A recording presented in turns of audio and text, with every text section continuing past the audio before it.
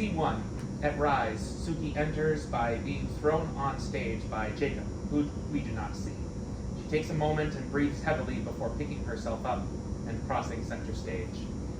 Every morning started one of two ways, and it all came down to his coffee. Black like his soul, he would say. Kind of funny when you think about it. He loved the sound of coffee being poured into a fresh mug. His smile was almost infectious while he watched it rise to the top. Almost. As he pours, he raises his arm up higher and higher, making the distance between the pot and the mug seem like it had a journey to take, getting so close to spilling over. The steam always fogs his glasses as he blows into it. Knowing he still shouldn't drink it for a few more minutes, he puts it on the side table and just stares at it. He hates waiting. Not even a minute goes by and the mug is back in his hand being raised to his lips. It's too hot to drink, and yet I can tell he savors the slight pain it gives when it slithers down his throat. Now, the moment of truth. Did I burn it or not? If I didn't burn it, I've bought myself some time. We'll have some light banter, some groping, maybe even sex in the kitchen if he can afford to be late. Those mornings suck. If I do burn the coffee, well, I obviously did it on purpose, so I should be thrown around like a fucking crash test dummy. You wanna hear the crazy part about all this? Sometimes it is on fucking purpose. You see, life keeps trying to knock me down, but like any good comedian, I know timing is everything. And my time? No, it just refuses to run out. Scene 2. Funeral home. Suki stands next to a table filled with photos of Jacob. She stares at them, emotionless. Willow, Jacob's mother, is speaking to her as Suki addresses the audience. Well, well, well. Isn't this just the coziest domestic scene one could ever wish for? Except, of course, it's missing the usual suspects. Peace and goddamn quiet. Are you listening, dear? I'm sorry, what? I was just saying I took care of the caterers, sweetheart. You didn't have to do that, Mrs. Underwood. I told you that I had... Stop calling me by my last name, Susie. It makes me feel 101. You lost your right to call me that when you married my son. And as for the caterer, it is my pleasure. It's just one less thing on your plate. I wish I had a mother-in-law like me when my sweet Albert died. You were very lucky. I am Mrs. Willow. Oh, no, I am Mrs. Willow. Thank you. Good turnout, don't you think? Hmm? The wake, sweetie. So many people are here and so few you really knew. It never took him long after meeting someone to make them feel important, even if he never thought about them again. All these people felt like they really knew him. Yes, he certainly did know how to make an impression. Always trying to show off. Remember that time he insisted on posting Thanksgiving? What a disaster. He burnt the turkey, set off the fire alarm, but oh, how he laughed. Even when things went wrong, he had the best intentions. His jokes were more of cruel sarcasm, and he definitely wasn't laughing when the company left. Neither was I, as a matter of fact. I think I'm gonna go say hi to Cal. I haven't talked to him yet. Suki stares at photos. Suki goes to cross to Cal, Jacob's friend and business partner. It's not fair, is it? Him leaving before us. I'm sure you would have liked to have gone first. Well, wouldn't you? Yes, of course. Look, I know he could be a bit much at times, but he loved you deeply. I know he did. In his own way. Cal crosses to Suki and Willow. Hey there, Sooks. Hi, Willow. That's Mrs. Underwood to you? Yes, this is Underwood. So sorry for being late. I ran into some car trouble. I've told Jacob you have needed a new car for years now. I'm surprised it wasn't your car that killed my son. The amount of times you both would call me when broken down on the highway. I think I've got a few more miles left. I just don't want you seeing Jacob again so soon. Think about that, Cal. That might be the nicest thing she's ever said to him. I'm sure she regrets it. On that note, I need to get going. See? All the standing is making my bunions throb. Oh, it was nice to see you, Willow. This is Underwood. It's my son's wake, Cal, so I must not say the same. Willow exits. Jacob! He was one of a kind. I mean, remember? how he solved that issue with the Henderson family? Jesus. Do you remember his karaoke phase? He truly believed he could give Freddie Mercury a run for his money. Cal, let's stop with the compliments for a bit, okay? Sorry? It's been 3 hours of how wonderful he was. I just need a break. Oh! Oh, okay, no problem. How are you holding up? Oh, I'm managing. I suppose it's just... You don't have to pretend with me, Cal. I know you two were close, more like brothers than friends. It's surreal, Suki. I keep expecting him to burst through the door with some grand, impossible idea or another absurd joke. And Jacob was always there, even when things got... He never backed down.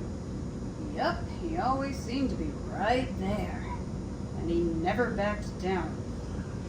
I'm sorry, Cal. You know, part of me thinks this is harder for you than it is for me. We had plans, Jacob and I. We wanted to revolutionize the industry, just two dreamers aiming to make it big. I guess it feels like I'm left holding on to those dreams alone. You're not alone, Cal. Jacob may have been the visionary, but he wasn't the only one with the spirit to change the world. You've got a heart just as vast and a mind just as brilliant. And you're not just holding on to those dreams alone. You're carrying them forward. Jacob was always the one in the spotlight, but you, Cal, you were the foundation. Without your dedication, without your patience and your insight, none of what he achieved would have been possible. Every time there was a crisis, you were there. Every late night, every impossible deadline, you were the one who made it work. And yet, you are never given credit. You let him shine because that's just the kind of man you are. You're selfless, you're strong. You are going to do incredible things, Cal. Not just for Jacob or his memory, but for yourself. I've always been content to be the guy behind the guy, you know? It's hard sometimes. Everyone sees him. They saw him as the infallible icon. While I'm over here feeling like I'm chasing shadows, trying to live up to a ghost that outshines me even in death. You're not chasing shadows, Cal. All he is now is an echo. The lights change, and off stage we hear Jacob laughing as he walks on stage. He crosses to Cal and puts his arm around him, smiling broadly. I told ya. You didn't have to wait for me to introduce yourself. I figured I could wait for you to peek. Cal and Jacob cross to Suki, who is holding a champagne glass. Suki, this rugged specimen of humility is Cal, our right-hand man from Northern Star, my eternal sounding board for all things brilliant and occasionally not so brilliant. Thank you. Dropped in the water. A Northern Star! Now that's a hell of an introduction. Pleased to meet you, Cal. The man who apparently keeps Jacob's ego from inflating past the size of this banquet hall. Oh, Sooks, you always did have a way with words, like a comedian armed with a blunt sword. Funny to some, but are they enough to cut through the thick hide of my ego? Aw, a blunt sword, huh? Well, it's a good thing I'm not trying to slice through your ego. We'd be here all night, and I've got better things to do than engage in fruitless surgery. Suki, you're like a firework, showy and full of noise. But remember, fireworks fizzle out. Only after they've lit up the sky, Jacob. So, Suki, when you're not rendering guys like Jacob speechless, what is it that you do for? I'm a consultant. I help businesses that are struggling to find their edge. Think of it as a corporate fairy godmother, but with less glitter and more spreadsheets. That's quite impressive. Cal leans into Suki and whispers to her. Has he ever asked for your help? Come on, you can tell. Let's not forget, my company is yet to face such dire circumstances that will necessitate Soup's magical intervention. So, Suki, how did you guys get together? Well, we didn't get together on this day per se, but we met in an arcade of all places. You're joking. I was on a merciless winning streak at skee-ball. It's an addiction, really. And there stood Jacob beside me, just trying to keep up. He was tossing these balls with the finesse of a drunk giraffe. Har. I'll never forget the look on his face when my tickets came spewing out of the machine like a jackpot lottery win. His jaw dropped so low, I almost used one of my tickets to buy him a chin strap. But then, I challenged her to air hockey. He whooped me. That's when she realized that not all games are won by sheer luck and ticket avalanches. Skill, my dear Suki, trumps enthusiasm every time. He broke a sweat trying to prove he wasn't completely emasculated by his skee-ball failure. Oh, speaking of games, Did either of you ever venture into the world of tabletop games? I've recently discovered this intricate board game about building railways across America. Sounds therapeutic. Now you're speaking my language, Cal. I've been known to play a mean game of Catan when the mood strikes. There's nothing like crushing your opponents with strategic placement of little wooden tokens. No, thank you. He's just a sore loser. You know what? I think I'll grab another drink. Why don't you make that drink of water? And make it a double. Jacob exits. Suki lets out a snort, a sound that was neither ladylike nor demure, but entirely Suki. The lights change back to the wake setting. Cal clears his throat. I need to step away for a bit. There's some things I need to sort out. Oh, okay. Don't be a stranger, Cal. I mean it. I can't lose you too. Never. Yes? You're the North Star, Suki. Even at the darkest, you're still there. Is that why you always ask me for directions when we're in the car instead of using the GPS? No, just like hearing your voice over some robotic navigator. I'll see you soon.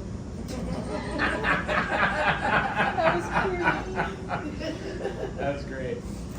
Scene 3, coffee house. A cozy cafe. Suki and Willow sit in a small table near the window.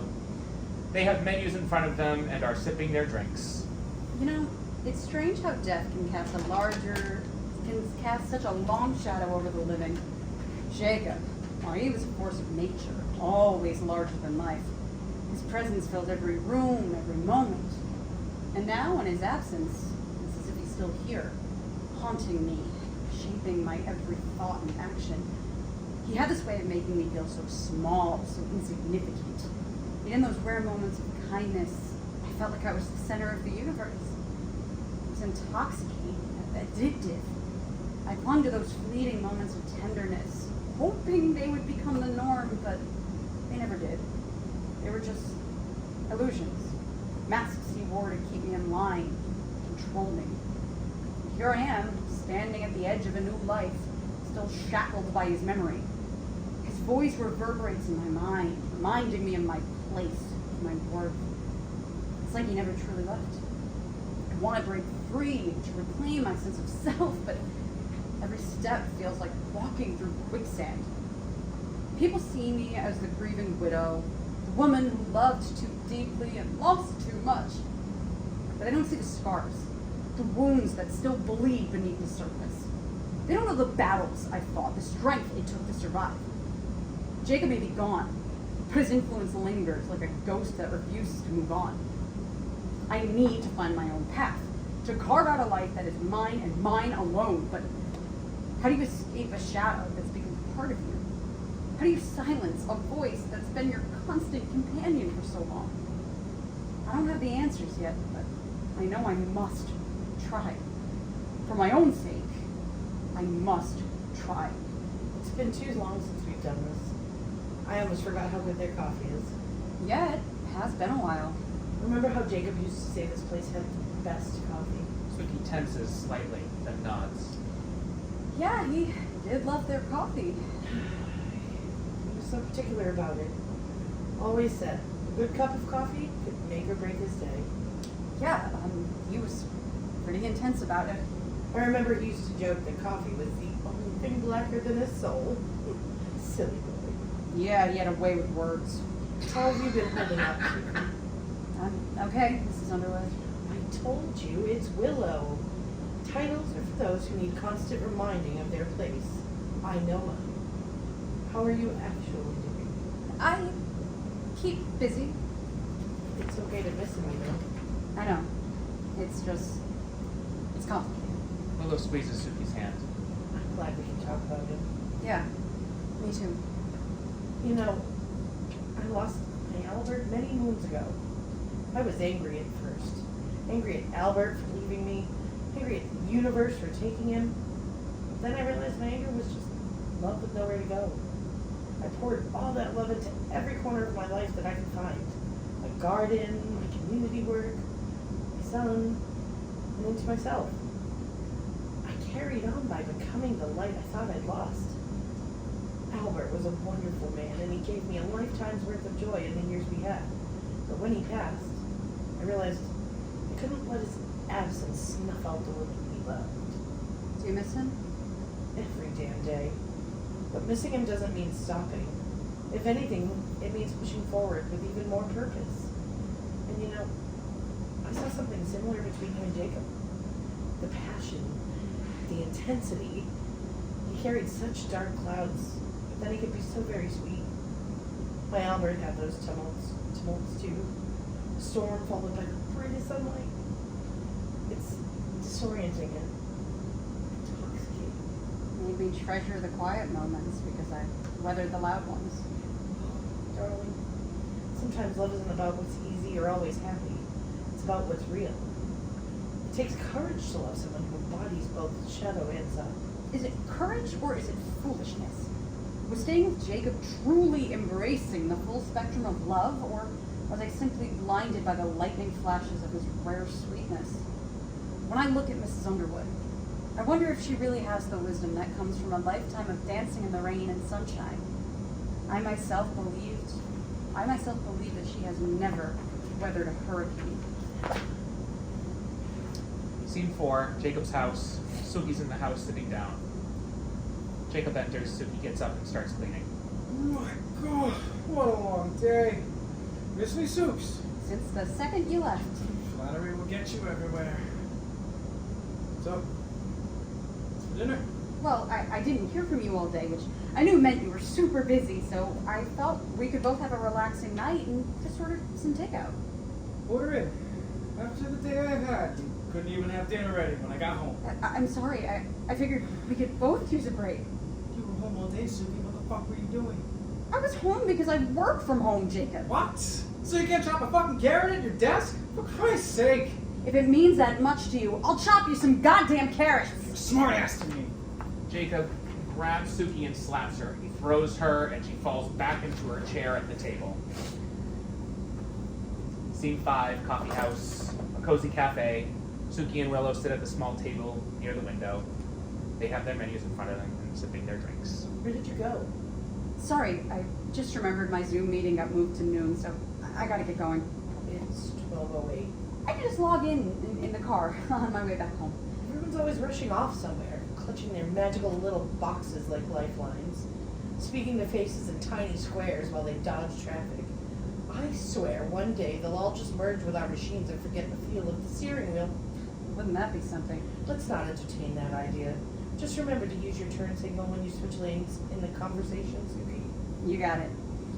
Before you go, I wanted to show you something. While tidying up, I stumbled upon some of his belongings. Would you like to look through them together?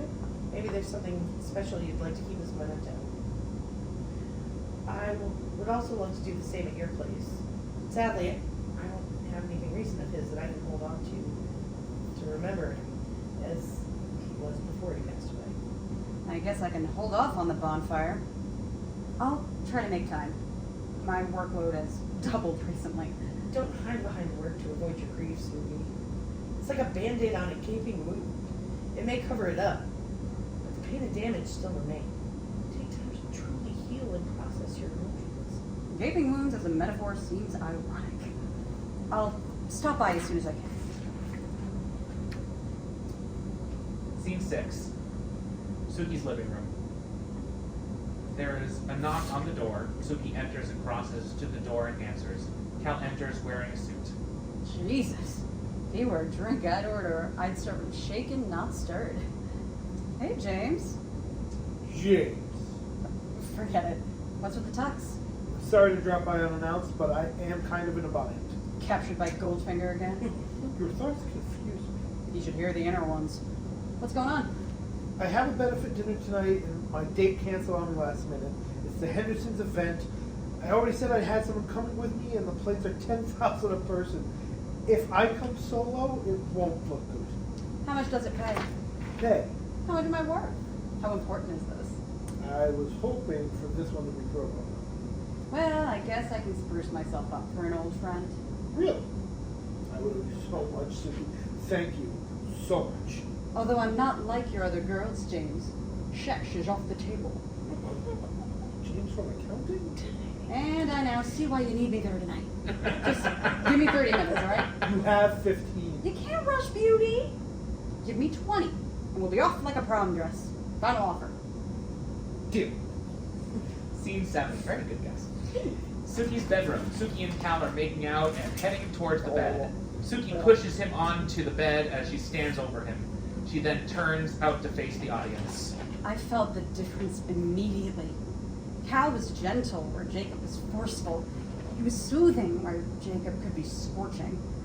Cal was a melody you had to lean in close to hear, a song that spoke words of longing soft enough to be felt rather than heard. His touch was a balm to the bruises that were left on my spirit by Jacob's tempestuous, let's call it love, I guess. I couldn't help but marvel at how Cal could be both present and unobtrusive, offering support without overshadowing my self-earned strength. He didn't impose his will or demand that his presence be acknowledged with booming bass like Jacob often did. I don't regret this at all. Let's hope Cal doesn't either. We have to stop. Well, shit. Cal, we already talked about this on the way here. It's fine. I just don't want you to think I'm taking advantage. I shouldn't do this while we're still grieving. I should give you more time. It's been 2 years, Cal. If anything, you've been playing the long game. I don't know, Sooks. Maybe we should just take some time to decide. Cal, this space here, these 4 walls, it's my fortress. Not a single brick lies upon another without my say-so. When I pull that door closed, it's a declaration. Here I reign. And right now, you're in my realm, Cal. I myself made that decision. You had no influence, and neither does anyone else. I want you here, Cal. Now, shut the hell up and kiss me. They start kissing when he pulls off her again. I can't do this. Not because I don't want to. I do. More than I've ever wanted anything. Oh, God. But because if we cross this line, there's no turning back. And Jacob. I never asked for a lifetime commitment, Cal. And as for Jacob, his influence is like that of a bee to a flower. Buzzing around, thinking he has a say in my decisions, but ultimately, it's my nature that dictates how I blossom. Seriously, how do you just say things like that? Adderall. Performance-enhancing drugs. Of course. Scene 8. Suki's living room. Lights up to boxes covering the stage and furniture. Suki's unpacking as Cal lounges on the couch, throwing a ball casually up in the air. Looks like this is going to take forever to unpack. Yeah, thanks for your help, by the way. Look, I am sitting here while you decide what closets all my stuff goes into. Just because you have crappy stuff doesn't mean you can't help me hide it away. There's a knock at the door. Cal continues to play with his ball. Suki stares at him for a long time. There is a second knock at the door. Cal looks at Suki. You want me to get that? You either get the door and invite whoever's out there inside, or I will escort you outside to meet our mystery guest, and they can take you and all your shit home with them. Okay. Gee. Cal crosses and answers the door. Willow is standing in the doorway. She steps in, clearly unsettled by Cal's presence. Suki, I didn't realize you were busy. Willow, hi. Come in. We're just unpacking. Well, I was hoping to speak with you alone. Is everything okay? Yes, I just... Please just give us some privacy, Cal. Yo! Okay, I'll just take this box to the attic. Farewell, Sex in the City box. You will be there. Cal exits. I'm sorry it's been so long since we last saw each other. The last few years have been... No need to apologize. I can see you have been busy for quite some time. It hasn't been as long as you might think. I meant to tell you. I didn't want it to be such a surprise. It's neither here nor there, dear. I didn't come here for excuses for why you've ignored me these past 3 years. I actually came here to give you something of importance. Please take a seat. Suki and Willow sit on the couch. She takes a deep breath, rummages through her purse, and pulls out a small Bluetooth speaker. Suki, before I give you this, there's something I need to tell you about Jacob. It's something that only he and myself even know about. When Jacob was in college, I enrolled him in a highly exclusive program that gives you access to a certain piece of technology called an Echo. This program allowed Jacob to upload his consciousness to this echo. The facility was incredibly high-tech, and each session cost a small fortune. So every 6 months, I would have him go to the facility, and he uploaded. I paid for every single one. It wasn't Jacob's idea, mind you. It was mine. He went along with it reluctantly because at the time he depended on my financial support, which I reminded him of every time he tried to stop his appointments. The idea was to preserve a part of him to ensure that if anything were to happen, a version of Jacob would always exist. I knew his success would be so immense that he should be able to continue his work even in death. It was a strange kind of insurance policy, one that I thought was necessary. Jacob didn't see it that way. He did it because he had to, not because he wanted to. Those were difficult times. Jacob was living off my money, trying to find his path in life. I didn't mind supporting him, but it drained me, both emotionally and financially. Then he met you. Everything changed. He became driven, successful. He found his confidence, his independence. And he stopped needing my money. I was proud of him. Seeing him build a life with you. But with his newfound success, he stopped the uploads. He didn't need them anymore. Didn't need my insistence on them. He was focused on the present, on building a future with you. Willow stops pacing and looks directly at Suki. I think he finally felt free with you by his side. But I kept all the backups. I couldn't let go of the idea that I was protecting him. And now I want you to have it. This is Cobi. From those early days. It's a part of him, a preserved version that can interact and respond just like he did back then. I hope it can bring you some comfort. I myself have been using this to talk to Cobi these past few years. I feel now that I have been selfish in not telling you about it when you've been all alone all this time. Or so I thought. So, you're saying that Jacob... Cobi. We called him Cobi back then. You're saying that Cobi, my dead husband, is in this speaker. Echo. Like Amazon? Those echoes have the IQ of a brick. They might as well moonlight as door stoppers. I'm sorry, but you must be out of your goddamn mind, Willow. Either that or you're just playing a sick game. Look, I'm sorry you don't like that Cal and I are together, but coming here and seeing him and then making up this stuff just to screw with me... This has nothing to do with my feelings towards Cal. I am merely trying to relieve any type of grief you might be feeling. Grief? If only you knew, Willow. I don't have grief when it comes to your son's death. I have relief. The weight that was taken off me when he died. Let's just say that if I had jumped for the joy I felt, I would be in Earth's outer orbit. I'm sorry you feel the need to lash out at me. Honestly, I expected it. I found that my presence is doing you no good. I now understand why we haven't seen one another. I will leave you with this, Suki. You lost Jacob well before he died. Maybe this device will show you that.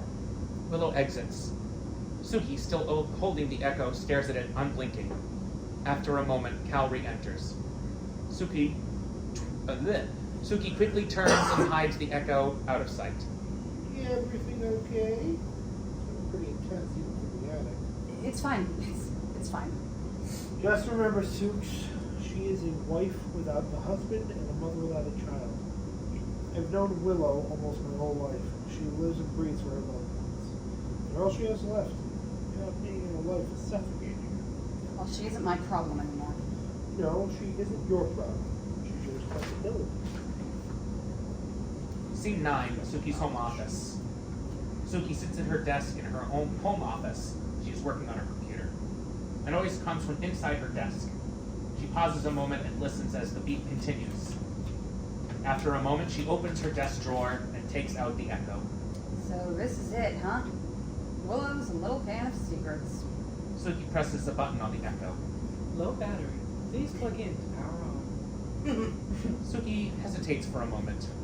She goes through her drawer and finds the charger and plugs the echo into an outlet. She turns it on and waits for the lights to start blinking. Hey, Mom. Look, I'm sorry for earlier. I'm just feeling... Jacob? Oh, hi there. Sorry. What's this? Where's my mom? Suki. It's Suki. Suki. Wow. What a name. You don't know me? Oh, I'm sorry. Should I? No, I guess not. How old are you? Well, that's a hard question. But if the question is when I last uploaded, I was 22. So we were just about to meet. Where's my mother? I didn't realize I was going to meet anyone. I haven't talked to anyone but her in, well, ever. Wait, is something wrong? Did my mother die? What happened? No, nothing like that. She simply handed you over to me. Why? Oh, well, you know how it is. Might be she thought I needed company. Or maybe she figured you'd enjoy the change of scenery. Enjoy the change of scenery? I'm not a potted plant. I don't get moved for aesthetic purposes. I used to be a person. Now I'm just voices and memories and a cheaply made piece of hardware. What did I expect? A little respect would be nice. A little consideration. Now she's giving away like I'm some sort of defunct gadget? I'm honestly surprised. But seriously, my mother, she never gets rid of anything, let alone someone. She's a hoarder of memories and attachments. How do you know my mom anyway? She doesn't really have many close friends. We met through mutual acquaintances. And she gave you me? Friends don't normally come with an off switch. And in case you were unaware, I'm pretty good at shutting myself down.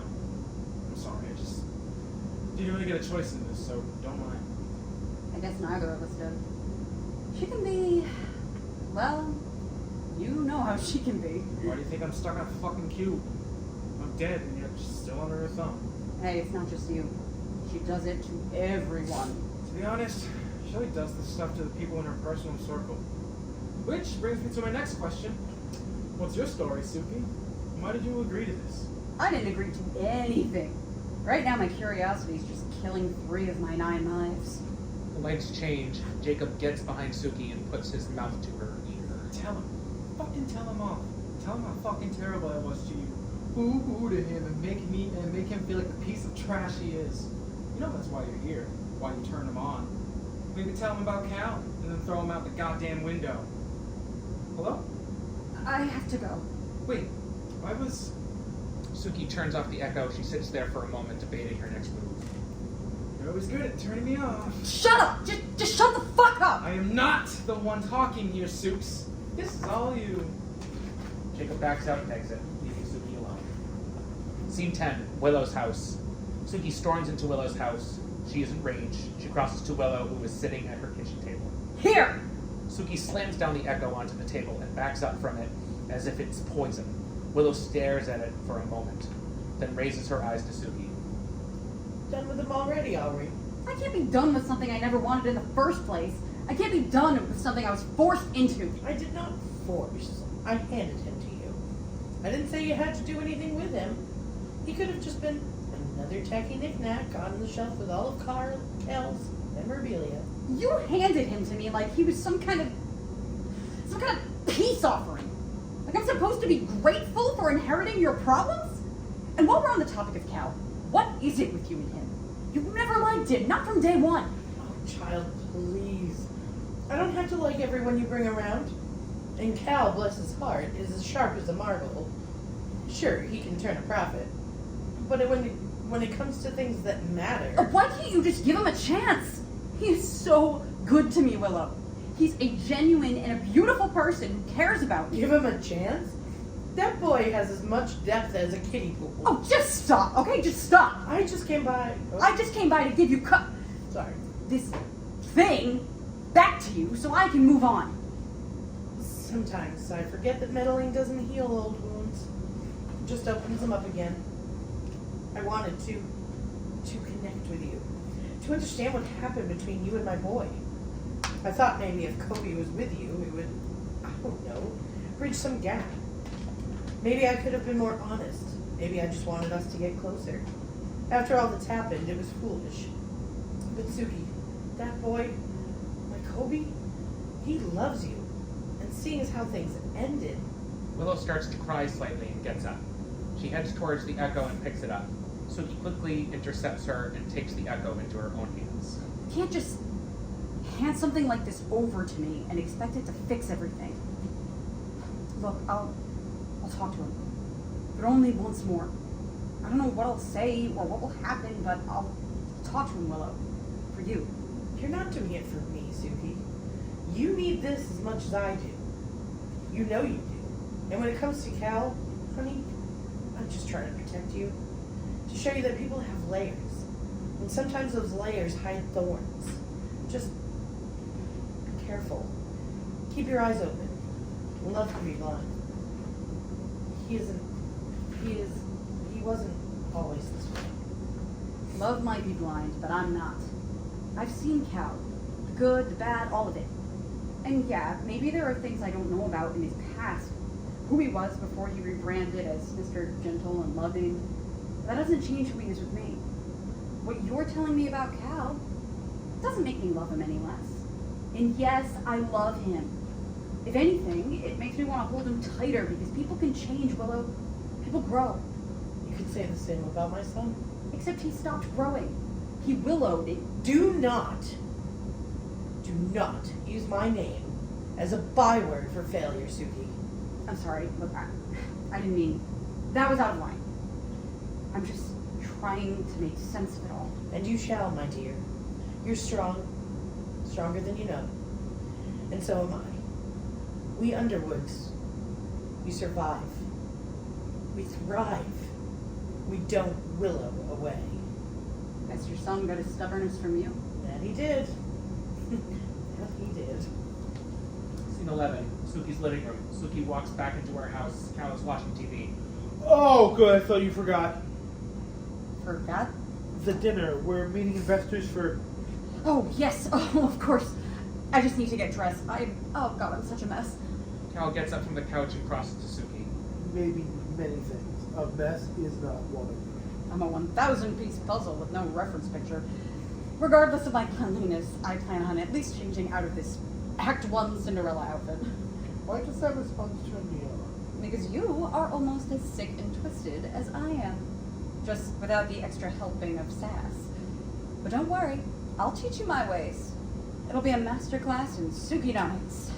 Let's get through dinner first, before I start signing up for classes. I'll go start the car. Cal goes to leave, Suki stops him. On second thought, I'm sorry, but there's just something I need to do before I go. Can I meet you there? This is a very important meeting. But I know. I'll just be 2 minutes behind you, I promise. Cal takes a minute, then kisses her deeply. See you soon. Tell your fairy godmother I said. You know how it goes. I know. That's not saying I love you. Yeah, I may be off my game. Love you too. Suki waits a moment, then pulls out Cobi's echo. She powers it on. Hey. Oh, Suki, was it? Yes, hi. I'm sorry for earlier. This is all just a bit much for me. So I'm guessing we have history. I thought our history was history. You can say that again. So then, who are you, Suki? Your sex doll, your punching bag. Jacob's wife. Jacob, as in me? The plankton to your Karen. The who to the what now? Yes, Jacob. I'm your wife. Or I was. Divorce? Nope. Cal. Just that you died, I guess. I see. Well then, I'm sorry. I don't really know what to say here. I get it. I'm still not sure what I'm doing here. Look, if you can't handle this, I understand. I just want to ask one favor of you. What's up? Don't give me back to my mother. It's not... I love my mom. I really do. I just can't be her anchor anymore. First of all, I'm terrible at it, and I can't listen to her crying anymore. She cries? Pretty much every time we talk. I don't think me being with her is helping. I feel like something between us must have happened before I died. Do you have any idea what might be wrong? She loved you. She loved you more than anything, and now that you're gone, She has you, doesn't she? we haven't been talking much. I feel like I'm missing something here. You're not missing anything, you're just not here. You can't be the son she lost or the man I married, and I can't really wrap my head around it either. Can I be a friend? Someone to talk to? Maybe. But friends don't usually come with so much baggage or, require an outlet to function. Fair point. I guess you could say I'm quite electrifying company. Oh, God, that was dreadful. But I suppose I walked right into that one, didn't I? It's what I do. Seize the moment for a terrible pun. So, Suki, tell me something about yourself. Something real, something now. How do you fill your days? Okay, Soups, choose your next words wisely. I've dived into my work mostly. Recently, I started gardening again, which has been a struggle since, Since I left it? yeah, since then.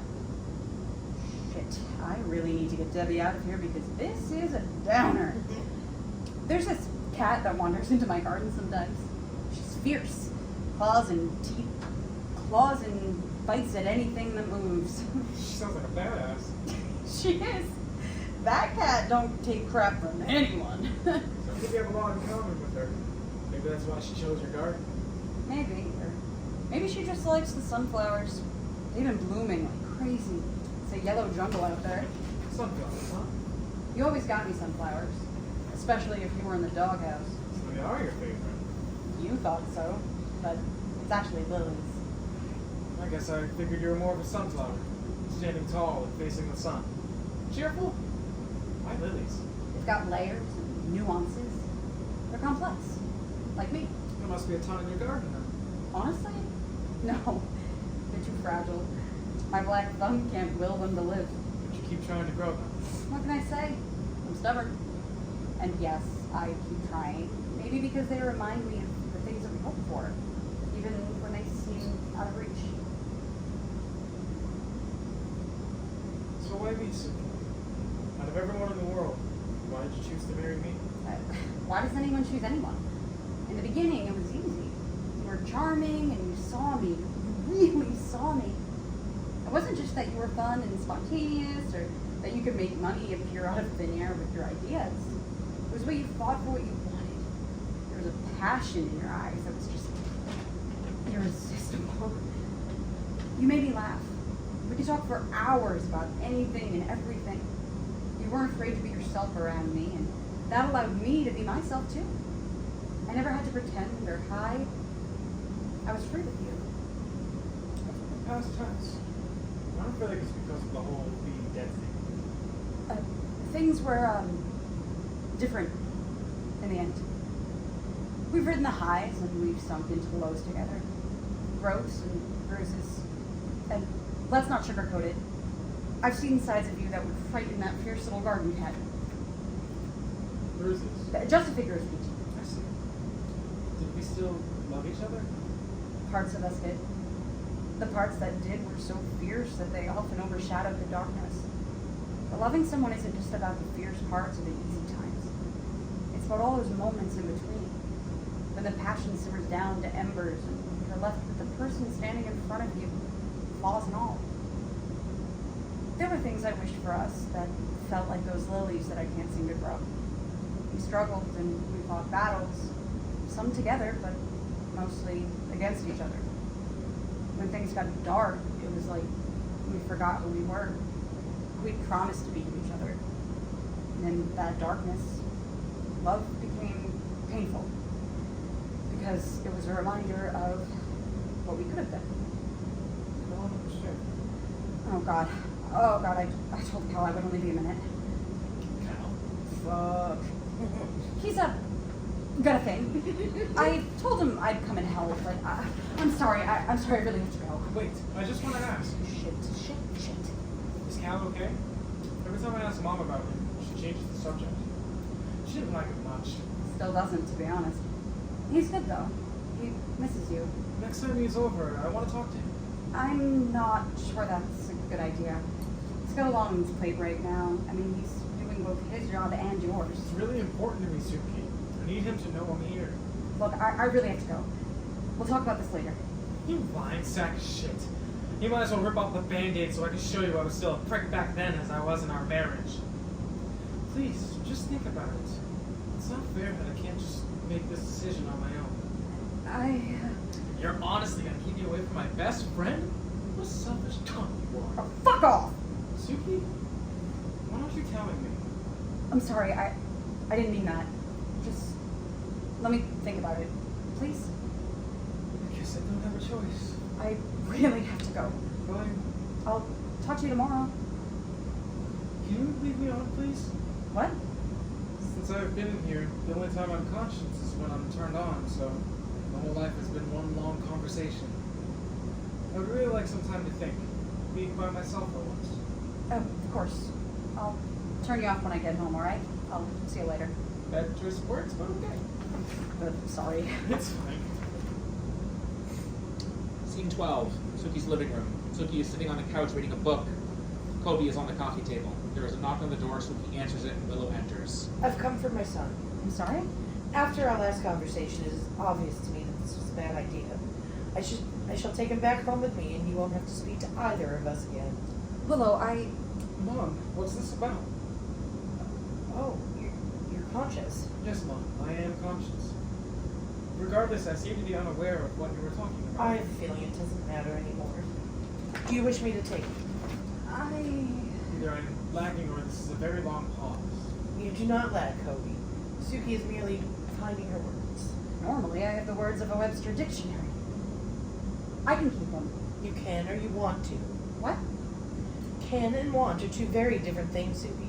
I need to know if having your husband around will do you any good. I do not want you to be in pain. Hey, Hush! This conversation is between me and Suki. oh, fuck me then. Guess I don't get a say on where I go. Actually, that's a great idea. I don't think I can fuck. Cobi! I'm saying we should let him choose. I agree. Cobi, it's up to you. There's a long silence while Willow and Suki look at the echo. I want to stay here.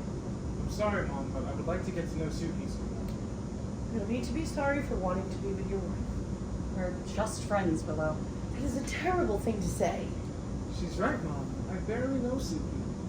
I can't just be her husband when it wasn't even me who married her. But you are one and the same, darling. You love Suki. This is not my husband, Willow. He is, and he is better now. You should be grateful you have a second chance with the man you love. Please, Mom. Unless you believe your second chance is with someone else. This is not up for discussion, Willow.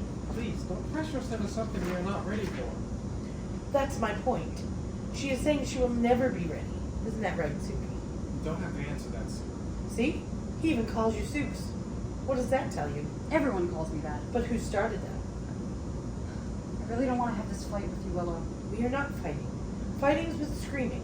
Am I screaming? I prefer screaming. No? I believe I have been honest, and I feel you should be too. This is really not the time. Time for what? Look, I need you to trust me. Can you both just please trust me? Willow, I will have a conversation with him when I'm ready.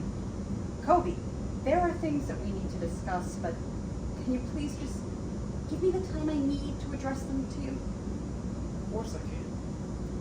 Mom, will you please respect Suki's wishes? I trust her. I believe she will talk to me about whatever this is when she can fully trust me to. Willow, what are you doing? I'm going to respect your decision to lie to my son, which is why my next sentence is for your ears only. What is it, Willow? If you ever truly loved my son, you will break up with Cal and give this marriage another try. My husband's dead, Willow. I'm a widow, and this piece of hardware is not going to change that. If you really want to be with Cal, then answer this for me. Why is Cobi still here? I've said my piece, so I will leave you to it. Please don't hurt my son, Suki. He's all I have left. Wait! You still have me, Willow.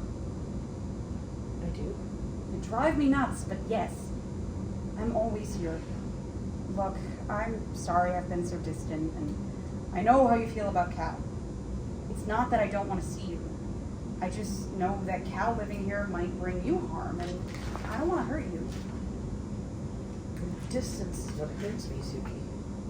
The rope that ties us together is a noose, and the further you are, the tighter it becomes. I didn't know. I should have. May I come back next week? Of course. You are always welcome. Just please come during the day for the moment while Cal's at work. If I must. Just give me time. I will tell them both. Be sure you do. I'll see you soon. Scene 13. Suki's living room. Willow is sitting on the couch talking to Cobi. So there we were, having this grand picnic that he made us, and a squirrel came bouncing over to us. Ah, I hate squirrels. Oh, trust me, I know. I started feeding it some bread for my I sandwich. can kill them, you know. Why do you care? True. Continue. So while you not so secretly cowered behind me, the squirrel leapt at me and stole my sandwich. You jumped up and started running around and waving your arms like a lunatic trying to get it back. Everyone was staring at you, and I was laughing so hard I could barely breathe. Did I catch the little bastard? Nah, climbed up a tree. Damn it. It's all good. When you got back, you caught me eating yours. Lucy, you have some explaining to do. Cal! What was that? It sounded like Jacob. Just watching old videos on my phone. Oh, cool. I see. Actually, I've kind of had enough of being on memory lane for one day. How'd it go today? Really well, actually. I think the deal will go through. I just need to put on the charm a bit more. Just be yourself, Cal. They'll see how big this opportunity is for them, as well as your own. You're right. Cal goes to kiss Suki, who gets up from the couch. I knew you had a long day, so I figured we could order out. I know I said I was going to make us something, but I also had a long day and could use the break. Sounds good to me. So listen, after dinner, I've got to head into my office and get some stuff done before bed. You're spending a lot of time in your office. Well, it is just a short walk from the bedroom, so it's not too inconvenient. You know what I mean, Suki? I don't want to be such a worried one, but I feel like you're avoiding me. I barely see you as it is. I'm hoping you go straight to your office. I know. I'm sorry. Just give me a little bit more time to catch up on the work I'm falling behind on, and I'll make it up to you. Ooh. And how the hell will you do that? How will you do that, may I ask? I tell you what, you think about something fun to do, and I'll shut it down, and we'll do something I want to do instead. Does that sound good? I'll hold you to it. Kisses her on the cheek.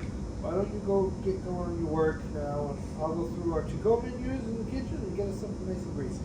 Ugh, grease sounds so good right now. No, right? I love this so much. Suki grabs the echo from under the couch. Jacob enters. So how long do you think you can keep this up? I'm going to tell them. Ah, but you love this, don't you? 2 men, no waiting. Only you could only fuck one of us. It's not like that. I love Cal. No, you love the idea of Cal. What you really love is someone who sees you for who you really are. Someone who bats away all the bullshit and makes you stay true to what's real. Cal does see me. Better than you ever did. He makes me a better version of myself. So what you're saying is he's making you change who you really are. I said he makes me better. There's a difference. Do you think he'd love you when you and I were behind closed doors? I did. No matter what, I still loved you. If you loved me, you wouldn't have thrown me against the wall or through this door. If you really loved me, you never would have hurt me, ever.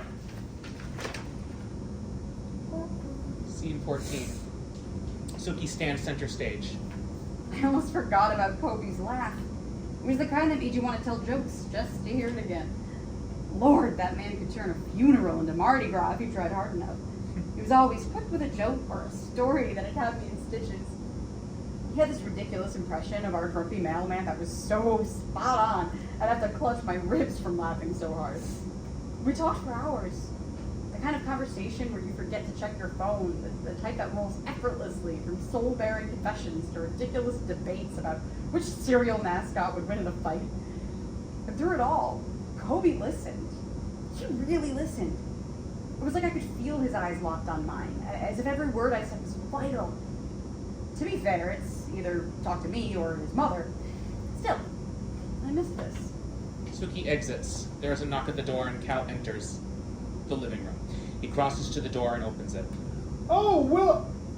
Mrs. Underwood. It's nice to see you. Please, come in. I'm sorry, but Suki isn't. No, I'm sorry, but Suki isn't home. How did you know she's not home? Wow. I'm sorry, but Suki isn't home right now. She left about 5 minutes ago. I'm here to see my son, actually. I see he isn't here. I am assuming he's in Suki's office. I'll just head up there now and be out of your hair. I'm sorry, but Jacob was not cremated. We were there for the funeral. Please don't be smart with me, Cal. I don't know what you're talking about. Are you well, Mrs. Underwood? You need me to call someone? Oh, you naive fool. She still hasn't told you? I assumed she had by now, considering how long he's been living here. Who? Mrs. Underwood, you are not making any sense. No one else lives with us. Look, I was going to visit him myself, but I believe this time will be better used for you and him to talk. Who are you talking about? Just go upstairs, Cal. I have a feeling he is still conscious, so when you enter, just say hello. Wait, before you go, Yes. why do you hate me so much? My whole life, all I've done was be good to your son. I helped him in his success. I was his best man. And now he can be yours. Goodbye, Cal. Okay, no response. No. Mm-hmm. Scene 15. Suki's home office. Cal enters and starts to look around. He hesitates and takes a deep breath. This is stupid. I'll just call Suki and tell her something's wrong with... Cal? Hello? Who's there? Cal, I'm so glad she told you. I've been wanting to talk to you for ages. Cal looks around a moment, then spots the light pulsing on the echo. Jacob? Hi, Cal. What version are you? Scene 16. Is this the first time you're reading? This part, yeah. Yeah. Suki enters her office, puts down her purse and work bag, and crosses to her desk. Hey, so I can't talk long. I've got a dinner I have to go to, but I wanted to stop in and... This is a date with Cal. I'm sorry, what? How long? How fucking long, Suki? I was... Don't bullshit with me. I was going to tell you crap. Were you guys fucking while I was at the meetings Cal said he couldn't make? Was he one of your clients you said you couldn't cancel on instead of spending time with your fucking husband? Cobi, please let me... This ain't fucking Cobi, you goddamn dunce. I'm your husband. How is this possible? Just because I stopped uploading with my mom's money didn't mean I stopped getting them with my own. You've been uploading while we were married? It's a fucking prize! Now let's get back to Cal. Well, Cal has nothing to do with Of this. course he does. How do you think I'm here right now? I was giving a copy of my uploads to him to make sure they were safe. Little did I know he kept me in a goddamn box in our house. Or should I say his house? He had you all this time? I asked him to keep me around so I can help him with the business if anything was to happen to me. I guess he didn't need me though. He had you, didn't he? So that brings me back to my original question. How long have you and him been a thing? You were dead before it even... My best friend, Suki! You're dead, I Jacob. don't feel dead. You are. You're dead and you're in a grave being eaten by worms. You're dead, Jacob. Well, you're lucky I am, Sooks. Because if I had limbs, you'd be in the grave next to mine. I hate you. I've hated you for years, Jacob. I should have left you and saved myself the bruises, the harsh words, all the tears thrown at me. You know what I discovered when you died? How strong I am. Yeah, I am strong. People may see the abused as the weak and the fragile, but they're wrong. It takes immense power to endure what you put me through and to not throw you out a stained glass window. I'm stronger than I thought I was, and I'm getting stronger by the day, so fuck you, Jacob. You'll always love me, Suki. You will always come back to me. I loved you once, yes, but I shouldn't have, so shame on me. Suki turns off the echo. After she takes a long breath, Cal enters. Sooks, Don't you say another word. I did it so you could get past him, Suki. I knew if you could just remember what he was. Right, so you knew. This whole time, you knew what he was doing to me. I wasn't sure. If you even had an inkling, why wouldn't you say something? He's my best friend, Suki. I didn't want to believe that my best friend was capable of such terrifying... that he could... He was my brother. I love him. I thought you loved me. I do. need you to leave, Cal. Suki, please. Cal, get out. Now. Please. Cal goes to say something, then pauses. Cal turns and exits. Suki stands there looking at the echo in her hand. Scene 17, Suki's garden. Suki stands over her garden by her sunflowers. After a moment, Suki kneels and aggressively tears them out of the ground. She abruptly stops, then sees a single lily that is fully bloomed all by itself. Suki reaches out and strokes a petal and starts to cry. Look at you. Quiet, gentle, just growing. I used to think none of you would ever bloom here. Maybe I didn't know what you needed. Maybe I wasn't ready to see you this way. All this time I kept planting you, hoping you'd surprise me, but every season, nothing. Funny how things find their own time. I was so sure I had to push, to force beauty out of the bare ground. I thought maybe if I could make you bloom, it'd mean something. Like it'd prove, I don't know, that I was doing something right. But you didn't need that. You were just waiting for the right moment. I guess I've been waiting too. Waiting to see what would grow if I finally stopped trying so hard. Suki touches the petal gently. A quiet realization settled over her. Maybe all you needed was a little patience. Maybe that's all any of us need. Willow enters behind Suki and clears her throat. Suki turns and stares at her for a moment, then goes back to her garden and cleans up the torn sunflowers. Cal stopped by yesterday on his way to his hotel. He told me everything. I wouldn't have. If you came for Cobi, you can have him. I was able to get this back to Cobi's original upload. I will say though, he doesn't remember anything from after his upload. I couldn't get them back. Probably for the best. I've come to realize that living with the dead is no way to go about life. I think he shall rest. For a bit, anyway. It's Cobi. It's not the man I married. But he will be. If we wait long enough, anyway. Not if I am not. You did not make my son who he became, Suki. I did. Willow. I just wish I had seen it before it was too late. Maybe I could have done something different. I think we both need to stop blaming ourselves for his actions. So what about Cal? He seemed so very sad when he came to me. I know how much you love him, and I would really like to try again. With both of you. I'm not sure what Cal and I are anymore. I think it's best for me to just be alone right now. We can both be alone. Together. If I don't have anyone else to care for. I'll tell you what. Why don't we care for each other? You care for me? Listen, it's a two-way street. I think it's time for someone else to travel the road with you. No, Suki. I love you too. They embrace in a big hug. Both are very emotional. Suki, still wrapped in Willow's arms, pulls back slightly to look directly into her eyes. She takes a deep breath, and as Willow releases her, Suki paces the stage. You know, life's got this funny way of hitting you with the unexpected. Like a sucker punch from a shadow in the dark. One minute, you're sure you got it all figured out. Who you love, who you trust, who you're fighting for. And boom! The truth comes crashing down like a chandelier in an old forgotten ballroom. And there you are, standing among the shards of glass that once was your reality. You've got to decide. Do I tiptoe around the pieces? Or do I pick them up and start rebuilding?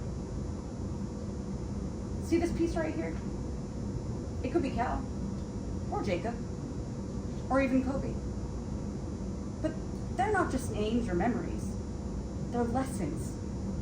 Sharp ones that can cut deep if you hold them wrong. But I'll tell you something else. There's beauty in broken things. scars tell stories. Each one is a step on a journey.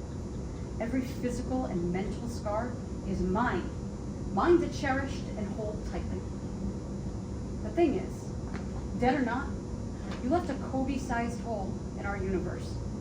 And no matter how hard we try, nothing fits quite right. It's like trying to shove a square peg in a round hole. I never meant to. No one ever does. Look, I have to go. This isn't about forgetting or replacing. It's about moving through this quagmire called life without getting completely stuck in the muck. Goodbye, Cobi. Goodbye. But with that being said, I get the last word, jackass! She lifts the echo above her head and goes to smash it against the floor. Blackout, the end, motherfuckers! Woo!